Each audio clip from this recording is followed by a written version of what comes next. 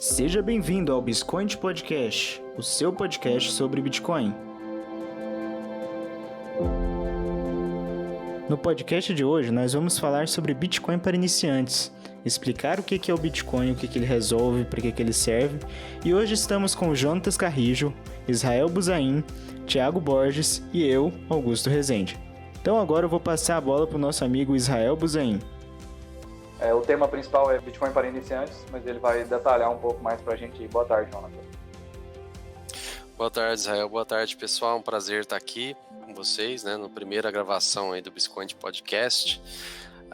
Hoje a gente está em mente, você que tinha ignorado o Bitcoin há bastante tempo, né? E agora que ele começou a despertar e subir de preço, você decidiu entender mais de perto se ele está resolvendo algum problema importante, de que forma ele resolve esse problema importante, por que o preço dele é tão volátil, por que ele está subindo agora, eu devo comprar, não devo comprar, e a gente vai tentar trazer sem uma pauta muito definida, né, mas tendo em mente você que quer essas informações mais iniciais sobre o Bitcoin, para entender o que é isso que está acontecendo nos últimos 11 anos, né, desde que o Bitcoin foi criado. Todo mundo vai ficar livre para participar aí, Augusto, Israel, Thiago, vamos contribuir com as ideias e complementações que ocorrerem para vocês aí. Eu começo dizendo o seguinte, da forma que eu vejo o Bitcoin, ele é a inovação mais importante que aconteceu desde a internet, né? E na verdade ele é uma continuação da internet enquanto inovação.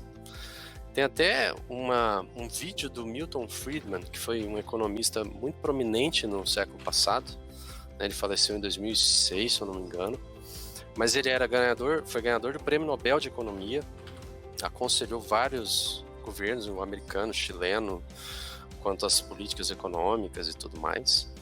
E em 99 ele gravou um vídeo, que está até disponível no YouTube para quem quiser ver, em que ele fala que faltava para a internet, né, que ele estava muito feliz de ter vivido para ver o acontecimento da internet, que ia ser a internet já estava sendo e iria ser uma grande força para a promoção da liberdade dos povos do mundo, né, de centralização de poder. Mas faltava uma peça para a internet, nesse vídeo ele fala. Falta na internet um meio para permitir que A e B troquem valor sem depender de um intermediário. Mais ou menos essas palavras, né? Então já era possível nessa época você fazer uma transação bancária pela internet, já tinha os primeiros internet bankings, e ele via a importância do ponto de vista da liberdade disso poder ser feito à distância entre pessoas que estão em qualquer parte do mundo, sem depender de um intermediário e da permissão dele para essa troca de valor acontecer, né? E o Bitcoin é muito sobre isso, sobre permitir que pessoas tenham a propriedade do seu patrimônio e tenham controle de transmitir isso para quem quiser no momento que quiser. Ele foi um oráculo, né? Ele conseguiu prever muito antes, né? 10 anos antes do Bitcoin ser criado, que algo muito similar ao que ele tinha descrito viria à existência, né? E ele não falou que faltava só a peça. Ele falou que vai surgir. Isso que é interessante, dá até uns calafrios na gente, né? É um vídeo legal de ver. E o que o Bitcoin também conseguiu fazer pela primeira vez na história da computação foi emular a escassez no meio digital, né? Você não consegue copiar um Bitcoin, né? Você não consegue duplicar, você não consegue gastar 2 vezes o mesmo Bitcoin. E antes não se conhecia uma forma de fazer isso sem usar um intermediário para validar que a transação foi feita ou não. E aí é sobre isso que a gente quer falar hoje, sobre essa inovação e sobre o porquê que ela é importante, por que você deve prestar atenção nisso que está acontecendo no mundo, né? Então, a história começa em 2008, né, com um pseudônimo entrando numa lista de criptógrafos em outubro de 2008. E ele publica um paper lá e diz para o pessoal, eu acho que eu resolvi um problema aqui antigo, que não estava resolvido, né? É o problema dos generais bizantinos, como é conhecido. Como estabelecer confiança de forma distribuída, sem que tenha uma parte confiável. E ele então disse, eu consegui criar um sistema de dinheiro eletrônico que é direto, sem um terceiro confiável. E alguns dias depois, ele publicou o software e distribuiu nessa lista. Quem quiser baixar, pode rodar o Bitcoin, que é como eu chamo essa invenção. E isso diz sobre o que o Bitcoin é. É um programa de computador que você instala no seu computador e roda, e você imediatamente é participante. Não existe um servidor principal, não existe nós mais importantes do que o outro, não existe ninguém que é autoridade e que é a fonte da verdade. Todos os nós não precisam confiar uns nos outros e todos os nós verificam por si mesmos as informações para estabelecer qual que é a situação atual do ledger, né, do livro contábil do Bitcoin. É uma rede não hierárquica, né? E para desligar essa rede, como ela não tem centro, você precisa desligar absolutamente todos os nós. Atualmente, estima-se que tem 10 mil nós, né? 10 mil computadores com esse software do Bitcoin rodando. O Biscoint mesmo tem um nó desse, e a gente usa isso para validar todas as transações. Então, quando a gente recebe um depósito de Bitcoin de um usuário, a gente não confia em ninguém. E naquele tempo também, no início, os nós mineravam bitcoins. Então, você podia instalar o Bitcoin no seu computador e a cada 10 minutos ele ia produzir 50 bitcoins para você. 50 bitcoins hoje, o valor de mercado disso é quase 5 milhões de reais. A cada 10 minutos é um dinheirinho bom, né, de se produzir, mas naquele tempo não valia nada e nem sabia se que ia valer. Então ninguém dava valor. Muita gente, infelizmente, perdeu o dinheiro, perdeu as chaves privadas, né? Porque foi um HD velho, jogou fora, e aí nunca mais, né? Não tem nem como. Tem um cara que tá tentando fazer escavação no lixão pra poder conseguir recuperar os bitcoins que ele tinha. Tipo, o custo ainda não vale, saca? Mas é muito, muito dinheiro se você for considerar. E isso é interessante porque toda vez que alguém perde Bitcoin, como os bitcoins são finitos, né, só vão existir 21 milhões de bitcoins. Atualmente foram já criados 18,5 milhões, mais ou menos, e até 2140, por aí, vão ser criados esses restantes aí, esses 2 milhões e meio que estão faltando.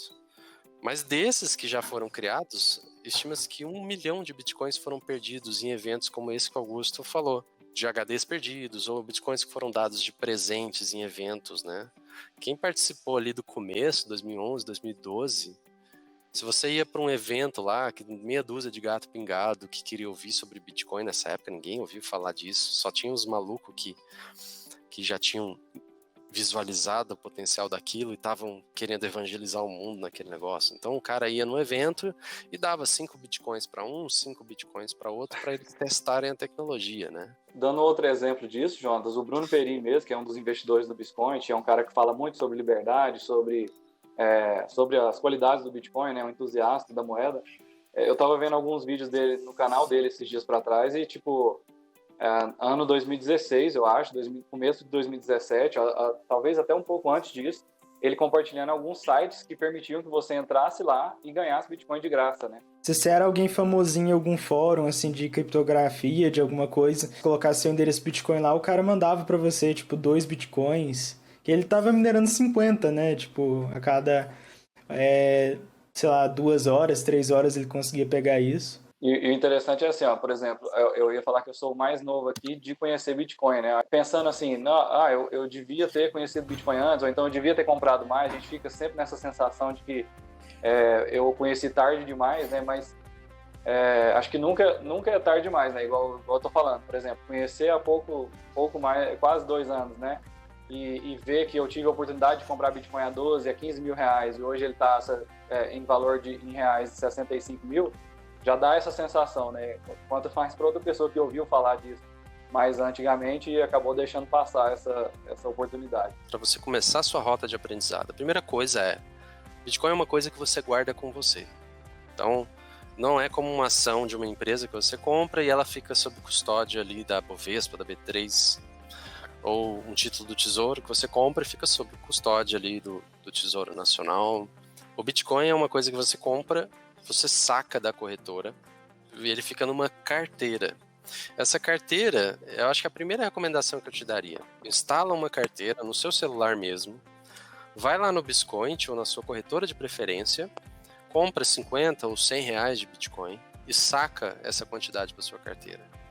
Se você perder esse dinheiro fazendo alguma besteira, mas isso te levar a um aprendizado de uma lição, você vai no futuro agradecer por ter perdido esse dinheiro por uma lição valiosa, né? Porque é fazendo isso, né? Comprando os bitcoins e sacando para sua carteira, fazendo uma transação de bitcoin de verdade, talvez enviando um pouco para uma segunda carteira da Exatamente, eu vou dar esse exemplo, assim, essa ideia, né? Se você transfere para sua carteira e depois movimenta para outra e você vê que foi confirmado aquilo na rede como um outro endereço, outra transação, te dá realmente a experiência de mostrar que as moedas são suas mesmo, né?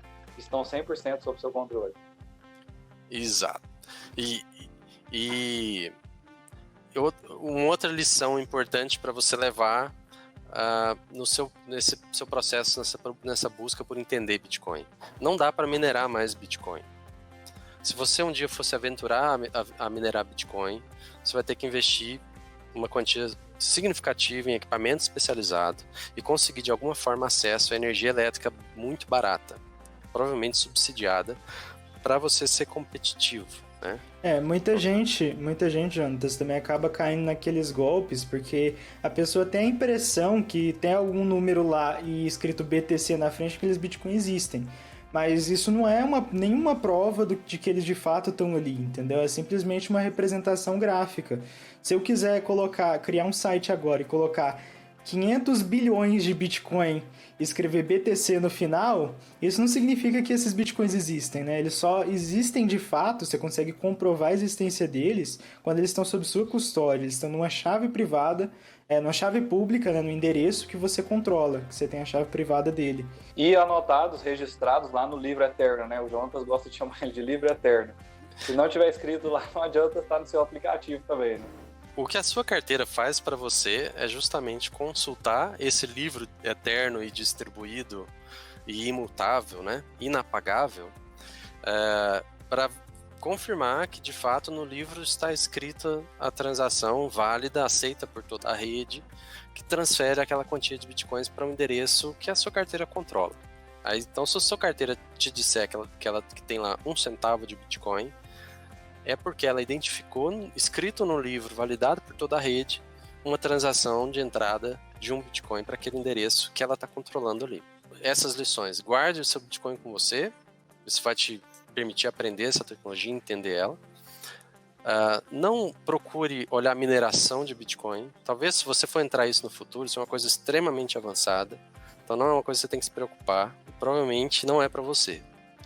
As probabilidades, né, são essas, porque é uma atividade especializadíssima. Foi-se o tempo em que dava para minerar num computador, depois o pessoal começou a minerar com GPU, depois eles criaram os FPGAs, que já eram processadores especializados, e agora tem os ASICs, que são equipamentos que não têm outra utilidade qualquer no mundo, a não ser minerar bitcoins, e eles têm um poder computacional de, sei lá, milhões de computadores em um equipamento só. Então não dá para competir com isso. Você nunca vai conseguir minerar um bloco usando o seu computador. Não perca o tempo.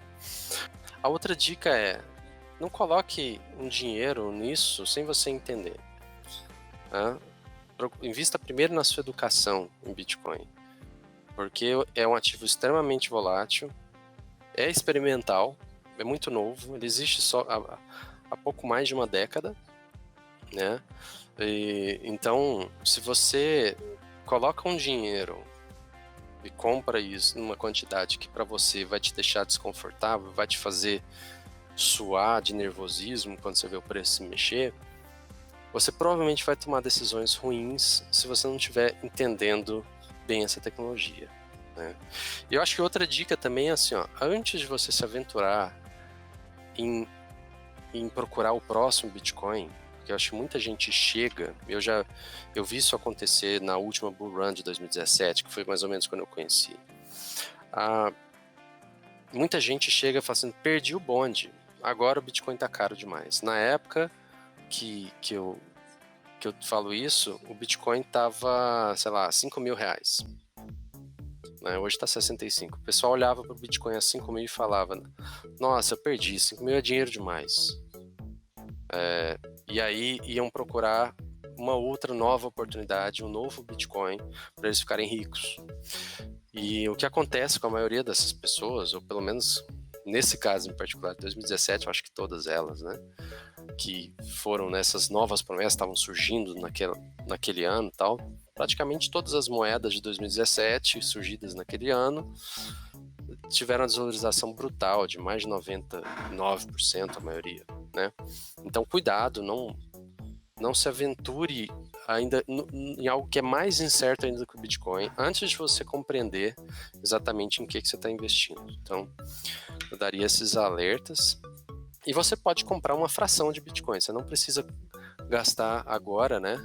Enquanto a gente grava isso, está R$65.900 para você comprar um Bitcoin. Uma coisa que as pessoas não costumam perceber é que o Bitcoin, a sua característica, ela não é tão facilmente replicável. O código é facilmente replicável, você pode copiar, colar, mudar os parâmetros lá, diversos parâmetros, mudar o nome e chamar da minha moeda coin.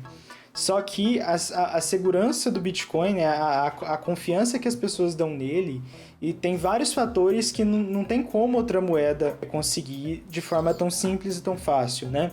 O Bitcoin ele tem um poder computacional gigantesco na rede hoje, né? Ou seja, o custo seria estratosfericamente alto, mais de bilhões de dólares, você não conseguiria reescrever o passado, né? Reescrever mais do que, sei lá, 3 dias, você é considerado, tipo, completamente economicamente inviável, né? Tipo, não tem nem como. Mais que você tenha dinheiro infinito impresso num banco central, por exemplo, você não consegue reescrever 3 dias atrás, 7 dias atrás. Algumas dessas altcoins aí, né, outras criptomoedas parecidas, cópias do Bitcoin, ou algumas até escritas do zero, não tem o mesmo grau de confiabilidade, o mesmo grau de confiança do mercado, né, o que o mercado já viu o potencial do Bitcoin. Então, é completamente mais volátil, completamente mais arriscado, né, do que o próprio Bitcoin. Eu digo isso por experiência própria, né? Eu perdi muito dinheiro com altcoin, com uma altcoin aí, e não recomendo para ninguém que passe pelo mesmo, não. Então... Se você tiver um banco central com dinheiro infinito e a energia sendo controlada por você, as coisas começam a ficar diferentes. Não é tão fácil assim quanto pode parecer, sabe? Só uma coisa sobre trade também, né? Acho que uma das coisas que a pessoa, e aí falando também por experiência própria, por de conhecer o mercado financeiro recentemente, e especialmente Bitcoin também, você acaba se empolgando, né? Você quer tentar descobrir uma Ripple aí, uma XRP que é uma moeda que o preço dela tá barato e tal. E aí você não analisa nem questões básicas, por exemplo, a escassez mesmo, qual que é a quantidade de moedas que vão ser impressas na vida toda, ou quantas existem em circulação. Mas, e além de você tentar, de você tentar se aventurar nisso sem nem mesmo avaliar os fundamentos da moeda, tem gente que vai se aventurar no day trade aí, né? E se você for fazer pesquisa, tem bastante conteúdo no YouTube sobre isso, a gente deve até publicar alguma coisa sobre isso futuramente na nossa base de conhecimento, é que o buy and hold, né, ou HODL, como a gente chama, né, na comunidade Bitcoin, tem sido a melhor forma de investimento, né? Assim, é a forma mais rentável e com menos risco. Então, com um fator risco-retorno melhor, né? Então, se você for calcular a primeira vez que você encontrou Bitcoin e que você teve a oportunidade de comprar, se você fizer trade durante 1 ano, 2 anos, e depois se você fizer a conta de quanto seria o seu rendimento, né, a evolução do seu patrimônio, nesse período, se você não tivesse se aventurado no trade, você ia ver que provavelmente você teria um retorno melhor do que ficar apostando aí no cassino do day trade. E indo para por que o Bitcoin importa, né? Ou seja, qual é o problema aqui? O que incomodou o Satoshi, ou a Satoshi, ou os Satoshis, né? Não sabemos se é um grupo, ninguém sabe a identidade, né, por trás do pseudônimo Satoshi Nakamoto. Então esse é um mistério até hoje, existe um monte de especulação aí, mas a gente sabe que quem quer que seja, ele provavelmente tem em torno de 1 milhão de bitcoins. minerados mesmo, né? Isso é até uma coisa única do Bitcoin. Ele foi o início, ele foi a primeira moeda dessa natureza. Ele inaugurou uma classe de ativos e o criador não criou Bitcoins para si. Ele entrou antes mesmo de começar a mineração, disponibilizou o software para todo mundo e o mundo inteiro. Esse fórum era público, né? O mundo inteiro podia ter começado a minerar, mas claro que tinha um problema de conhecimento aí. Quase ninguém se interessou, a maioria ignorou. Então, foi uma mineração, digamos, honesta nesse sentido, né? Ele estava até com interesse mais de fazer a rede funcionar. Como ninguém estava disposto a rodar o Bitcoin, falou, então eu rodo. Eu minero esses Bitcoins aqui que não valem nada, né? E até onde se sabe, o Satoshi nunca moveu as suas moedas. Então, o pessoal tem na comunidade um entendimento de que esse bilionário, ele saiu de cena e provavelmente nunca vai usar a sua fortuna. Né? Isso a gente só vai saber com o tempo. Não tem nenhum motivo para ele mover os bitcoins que já estão rastreados, assim, né? Que todo mundo sabe que foram dos endereços dele. Ele pode muito bem usar, tipo, dezenas de bitcoins, que é mais do que o suficiente para ele levar uma vida tranquila, né? De algo que ele minerou e ninguém conseguiu descobrir ainda, né? Que pertence a ele. Exatamente. E o que ele estava tentando resolver, né? Até isso ficou claro no primeiro bloco minerado. Né? Ele colocou uma manchete do jornal The Times do dia onde ele começou a mineração, dizendo assim, que o chanceler estava à beira de um segundo resgate para os bancos. Né? Foi em plena crise aí de 2008 e começou essa impressão de dinheiro desenfreada. Né? E o problema é que os bancos centrais ao redor do mundo, eles têm um mandato de proteger a moeda da inflação, né, proteger o valor da moeda, porque a perda de valor da moeda prejudica as pessoas que dependem daquela moeda, que estabelecem seus salários naquela moeda, ou que têm suas despesas e sua renda naquela moeda.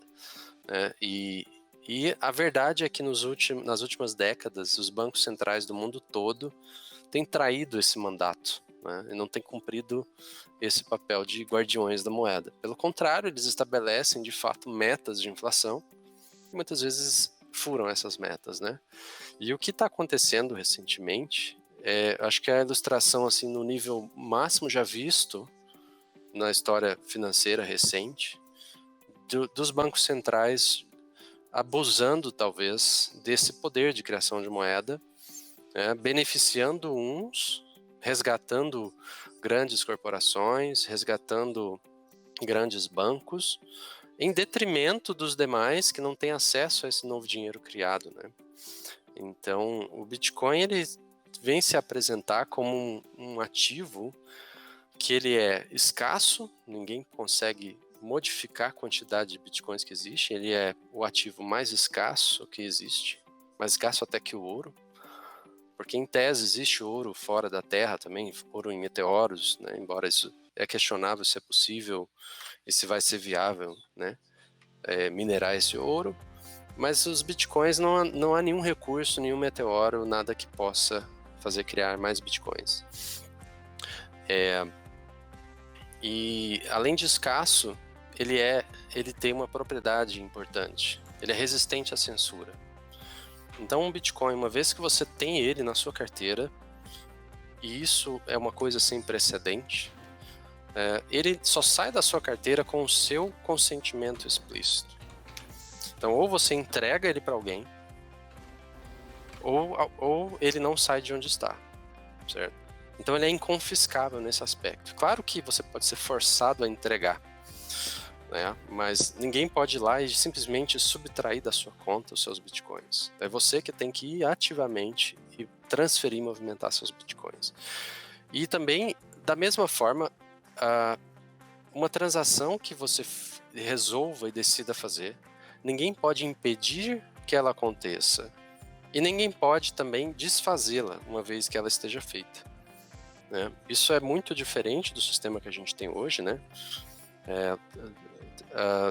até recentemente teve um caso aqui no Brasil do Olavo de Carvalho, né, independente de concordar com as posições políticas dele, mas o PayPal, que é uma forma que muitas pessoas na internet utilizam para se financiar o seu trabalho, cortou a conta, né, e fechou essa via de pagamento para esse professor, porque ele estava ligado supostamente com extrema-direita ou coisa assim.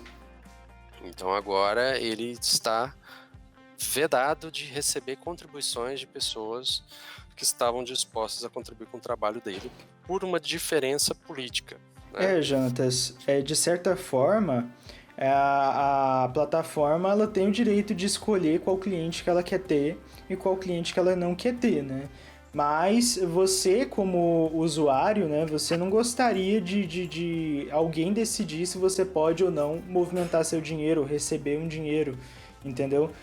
Aconteceu aqui no Brasil também recentemente, o PicPay deletou a conta da Sarah Winter, aquela apoiadora do presidente, e não quer ter mais ela como cliente, ela não pode mais receber apoio para as coisas dela lá, por meio desse aplicativo. Ela não pode receber reais mais por esse aplicativo.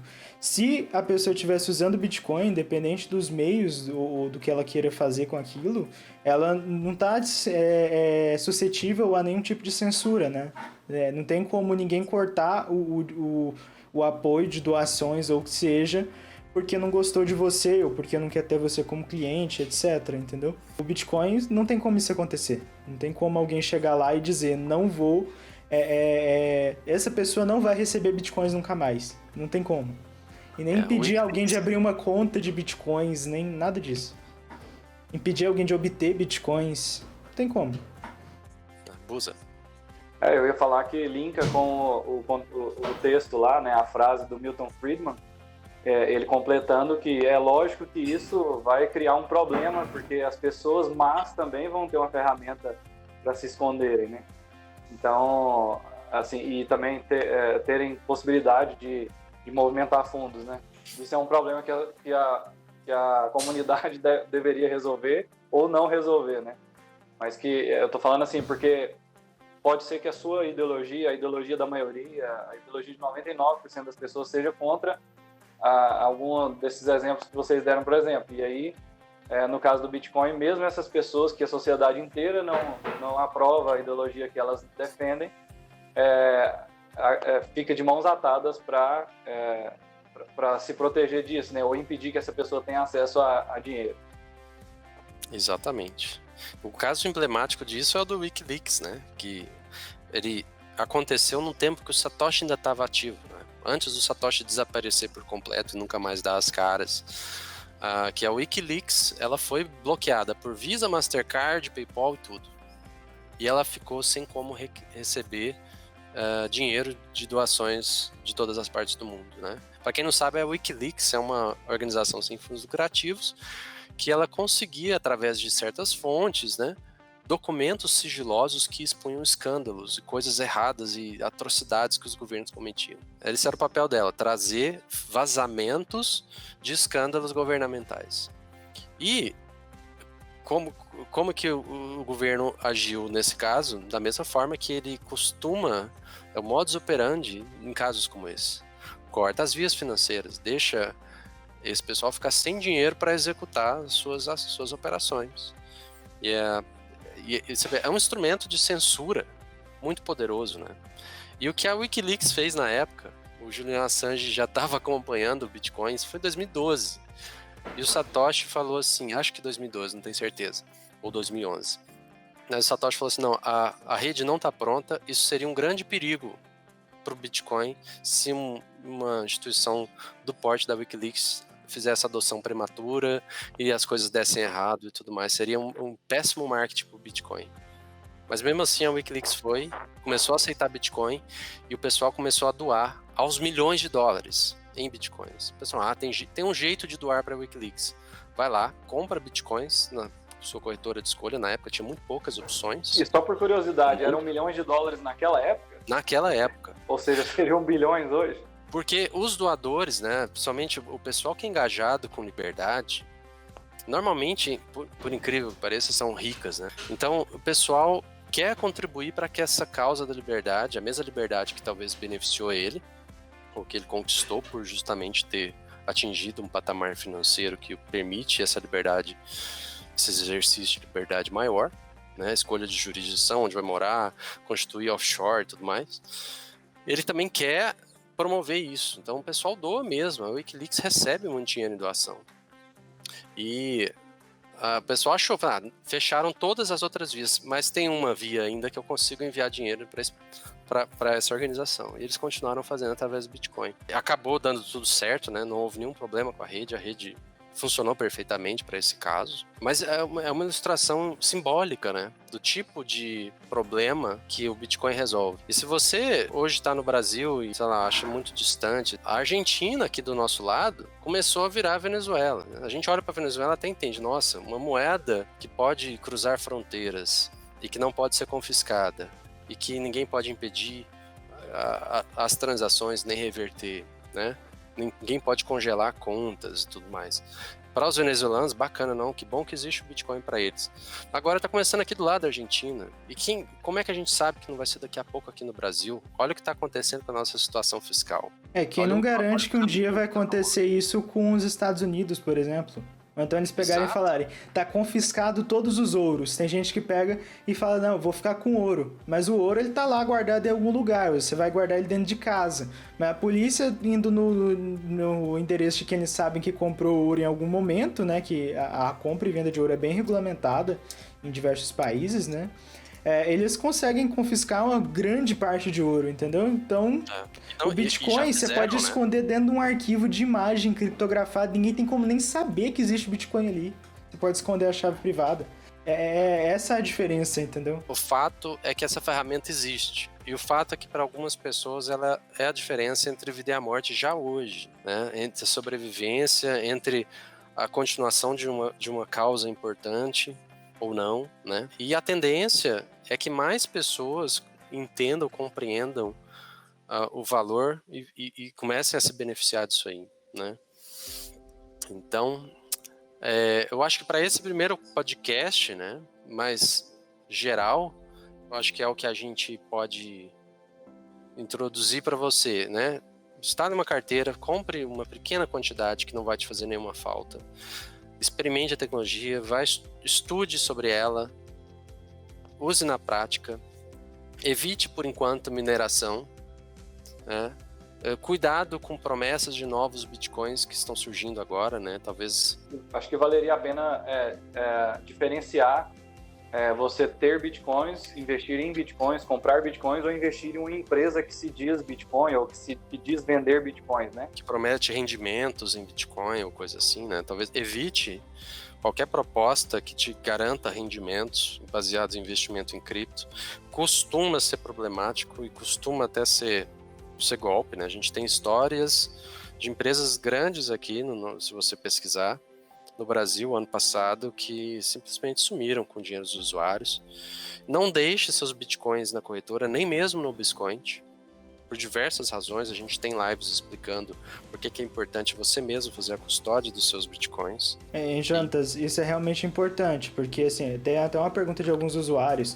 E se a empresa que me vendeu os bitcoins desaparecer? Se você tiver sacado para sua carteira, tá tudo certo no seu dinheiro. Não tem como ter nenhum problema, a não ser que você perca a chave, a não ser que alguém vá lá e ache suas palavras, se elas estiverem com a segurança um pouco fraca, né? Mas no caso da empresa falir ou acontecer qualquer coisa, você tá seguro, tá tranquilo, né? Parece que acaba sempre voltando para o mesmo aspecto, né? Eu acho que é uma das principais vantagens do Bitcoin. E a gente sempre, como uma corretora séria, como qualquer outra corretora séria, a gente indica e recomenda que a pessoa faça custódia própria. A wallet física, né, a hardware wallet, ela é importante, mas ela também é dispensável dependendo dos casos. Né? Isso aí, a gente tem um conceito de segurança que é superfície de ataque, né? O quanto custa aquilo que você está protegendo. Então, se você tem, por exemplo, R$300 em Bitcoin, uma hardware wallet boa, não vai sair, vai estar quanto? 500 reais? Tá mais, 600? 700, O dólar tá 600, mais, né? 700. Uns 800. É. A Ledger eu sei que é quase 300 euros, 200 euros, alguma coisa assim. Então, ela é muito cara. Então, às vezes, você sempre tem que fazer uma medida do que você está protegendo. Talvez um cálculo de porcentagem. Se o que eu tiver protegendo eu gastar 1% do que eu tenho para proteger isso aqui, vale muito a pena, entendeu? Só que realmente, com uma hardware wallet, uma Trezor, uma Ledger, sempre tá pintando, a galera escrutiniza muito, acha vulnerabilidade e tal, mas a galera corre atrás para corrigir, nada é perfeito, não existe segurança perfeita. Se alguém falar para você que a gente é totalmente seguro, isso é um mau sinal extremo. Essa afirmação ela é completamente falsa sempre. Então a gente tenta ser o mais seguro possível, a gente tenta testar o sistema, a gente tenta tomar cuidado. Mesma coisa que eu sou wallet, você tem que conhecer o que você está fazendo, estudar um pouquinho. Uma wallet no celular vai te servir muito bem até uma determinada quantia. Passou de uma determinada quantia, talvez valha a pena você investir numa hardware wallet. Porque hoje é muito fácil também você usar uma hardware wallet. Você vê a interface da Ledger, ela é super amigável, né? Super intuitiva. Você conecta ela, você tem que fazer não pule os procedimentos que a carteira te pede para fazer, anota as palavras, guarda as palavras num lugar seguro, garanta que aquilo não vai pegar fogo, que aquilo não... Você sempre tem que ter essa cópia, porque com essa cópia você consegue recuperar esse dinheiro em qualquer outra carteira, inclusive uma carteira de software, porque elas são compatíveis entre si. Então, faça a anotação, mas eu sempre falo para fazer essa conta na sua cabeça. Quanto de dinheiro você está protegendo? Se a quantia de dinheiro que você está protegendo valer a pena realmente, então você faz um investimento maior. E eu assino embaixo do que os meninos estão dizendo, é aquela velha retórica, exchange não é carteira, saca? Então, seja o seu próprio banco. Seja o seu próprio banco. Eu acho ainda, isso aí a gente pode discutir qualquer outro dia, que o Bitcoin ou qualquer outra cripto, além do desafio da escalabilidade, eu acho que o maior desafio, se for apontar dois, é esse da custódia, entendeu? Porque realmente as pessoas ainda ficam... Vamos supor que você tenha muitos Bitcoins, você vai ficar... Cara, mesmo seja no hard wallet, tem uma fortuna na gaveta. Não é um negócio trivial de você pensar. O banco não é só o fato dele te facilitar a vida, é o fato de você ter a consciência limpa de que existem barreiras para alguém chegar naquele valor. Então, esse problema de custódia ele pode ser resolvido de uma forma muito mais inteligente, muito mais sensata dentro do mundo das criptomoedas. Isso é uma coisa que ainda é uma evolução que vai acontecer, mas eu acho que é um problema grande. Então, você vai ver aí novas empresas, inclusive o Bitcoin tem ideias nesse sentido de futuramente prover serviços de custódia compartilhada e tal, onde a gente não controla sozinho os bitcoins. Outro dia a gente pode falar sobre isso. A gente tem uma live salva no IGTV, pode só procurar no IGTV ou no feed aqui, com um cara que é expert nisso, o Fernando Breslau, que fala tudo sobre custódia, né? Vai explicar como é que faz a custódia, quais que são os riscos atrelados e etc. Os bitcoins, eles estão mais seguros com você do que numa corretora, especialmente se a corretora for uma corretora muito grande. Porque as corretoras grandes, as maiores corretoras, são as mais interessantes para um ataque sofisticado. Então, se você fica com aquela sensação, por exemplo, que a gente tem com bancos, né? Vou deixar o dinheiro no banco tal, porque o banco tal nunca vai quebrar. E faz sentido no contexto de bancos, tá? As corretoras maiores são as que, na história dos hacks, os grandes hacks de Bitcoin, você vai ver que sempre são corretoras muito grandes. A do Mt. Gox, que foi o maior hack da história, era a maior corretora do mundo na época. A Bitfinex, que é uma corretora gigante que sobreviveu ao hack, também é uma corretora muito grande. Então, cuidado com essas projeções que a gente faz do mundo financeiro tradicional, querer aplicar esses princípios nesse mundo novo, nem sempre eles se aplicam. Esse é um caso em que esses princípios não se aplicam. Vocês sabiam que a Mt. Gox era uma venda online de carta de Magic, né? Começou como isso, aí os caras começaram a aceitar Bitcoin para comprar carta de Magic e tal, e aí ela acabou virando uma exchange. Foi uma das primeiras, né? Se não foi a primeira. Ela nem foi desenhada para ser uma exchange, né? Exato. Porque o Magic também tem isso, né? Tem um mercado, as cartas têm valor, é tipo uma bolsa, elas valorizam, elas desvalorizam. que em todo lugar surgem moedas, né? A sociedade clama por isso, ela precisa disso para sobreviver, né? Numa comunidade de jogo, você tem algumas coisas ali que valem dinheiro e as pessoas fazem trade com aquilo. A adoção do Bitcoin foi interessante porque a galera compra carta de gente de fora, entendeu? Aceitar Bitcoin, a taxa era ridícula, né? Paga as cartas lá, imagino que teve muita gente que vendeu carta por 2, 3 Bitcoin, saca? E vendeu também. Só para concluir, eu acho que é extremamente importante a galera fazer esse exercício que o Jonatas falou, eu recomendo isso para todo mundo. Bota lá R$50, R$100, é o custo de você aprender. Imagina que você tá pagando um curso para si mesmo, de lidar com essas coisas, instala uma carteira legal no celular e que faz... provavelmente a pessoa não vai perder esse dinheiro, né? Assim, pra não deixar todo mundo com medo. Assim. Não, mas é o tal negócio. Até a gente que mexe muito tempo, tem vezes que você tem que prestar muita atenção no que você tá fazendo, mas é questão de costume, dia a dia. Se você tá fazendo sempre, se você tá sempre olhando, observando, você aprende o método para observar as coisas. Por exemplo, se o endereço que você tá colando no Bitcoin é o mesmo endereço que a carteira realmente gerou, isso é uma coisa importante. Se esperar a transação acontecer, às vezes ela demora um pouco, então tem aquela, aquela aflição da confirmação, né? Você fala, nossa, vai confirmar, não vai confirmar. Mas assim, você vai acostumando com isso. A primeira transação de Bitcoin que você faz é sempre uma experiência completamente diferente de tudo que você já viu. E você tem que ter em mente todas aquelas questões, todas aquelas premissas, entendeu? De segurança, tipo, tem um minerador lá na China ou lá na Malásia, sei lá, em algum lugar, tipo, tentando encontrar um bloco e vai incluir a sua transação ou não, né? Dependendo da taxa e tudo. E é isso, a transação vai estar escrita para sempre naquele livro ali. Enquanto um computador só estiver rodando o Bitcoin, ele não existe. E a gente tá super animado também com o negócio da Lightning Network, que é outra experiência, tipo, é muito rápido, a coisa chega instantâneo para você, a gente quer uma live sobre isso aqui, tá, pessoal? É uma live. Então, tipo, isso aí já é uma evolução do sistema para escalar, né, em relação à escalabilidade, que é muito legal também. Se vocês quiserem experimentar a Phoenix Wallet no Android, acho que a Blue Wallet no iOS, né? Ou a Green Wallet, pode ser qualquer uma das duas cores. Mas isso aí é um tópico que a gente pode abraçar depois. A gente discute em lives aqui sobre custódia, a gente tem muito material no IGTV, talvez pode responder muitas das dúvidas mais comuns. Dá uma olhadinha lá, tem lives de temas específicos.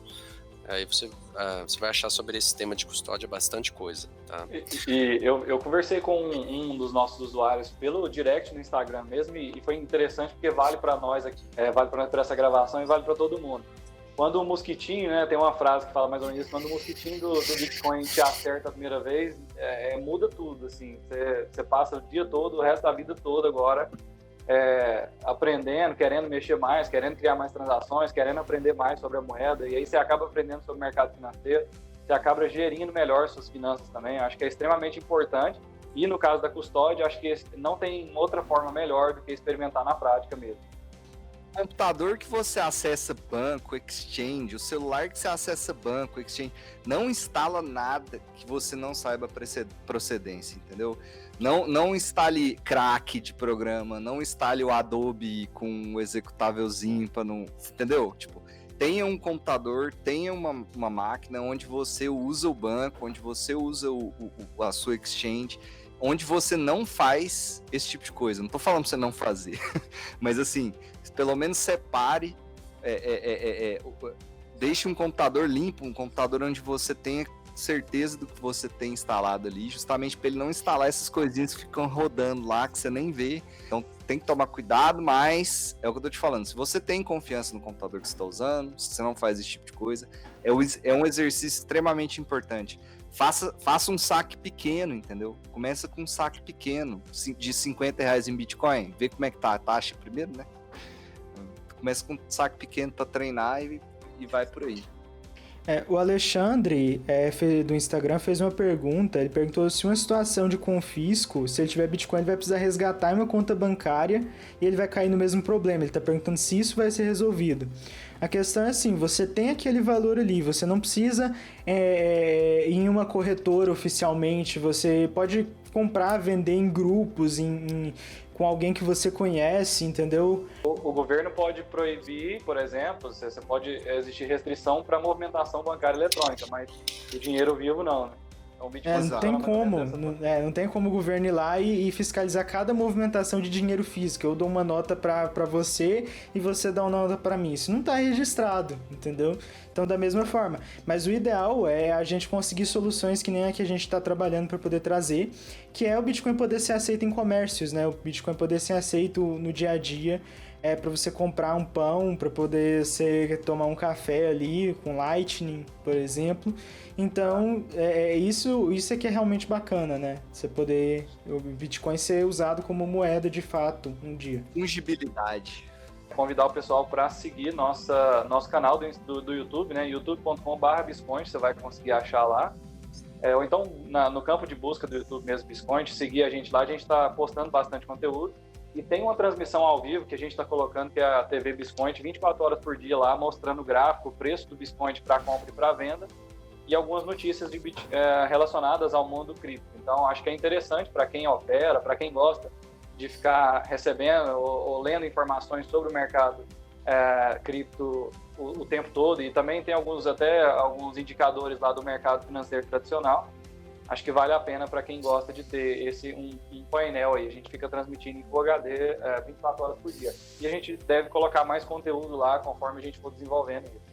E é sempre bom relembrar também que agora que vai ter o podcast, você vai poder ouvir a hora que você quiser, né? Tipo, e fica gravado no Instagram também. Pessoal, tenta seguir a gente em todas as redes sociais, Facebook, Instagram, Twitter, YouTube também, para estar ligado em tudo que a gente for fazendo, que a gente quer trazer mais conteúdo, que a gente quer fomentar o mercado, né? Que a gente quer levar Bitcoin para mais gente. Então convida seu amigo, você quer saber se ele não conhece Bitcoin, ele quer entender mais, manda o link do podcast para ele. E o legal das redes sociais também é que a gente sempre dá avisos por lá para os nossos usuários assíduos, às vezes porque tá com problema de servidor e tal, então tipo a gente, assim que a gente detecta, sabe, coloca lá para vocês ficarem tranquilos, que ou manutenção, qualquer coisa assim. A comunicação lá é mais rápida, né? E lá a gente pega feedback para saber quais são as dúvidas principais, para a gente criar conteúdo sobre isso também. Acho que é uma via de mão dupla boa para todo mundo. Eu agradeço a presença de todos aí que participaram ao vivo, que contribuíram com suas dúvidas, ajudaram a fazer um episódio legal para a gente aí. Boas decisões de investimento, bons aprendizados sobre Bitcoin e até a próxima. Um abraço, tchau, tchau. Até a próxima, pessoal. Até a próxima. Falou.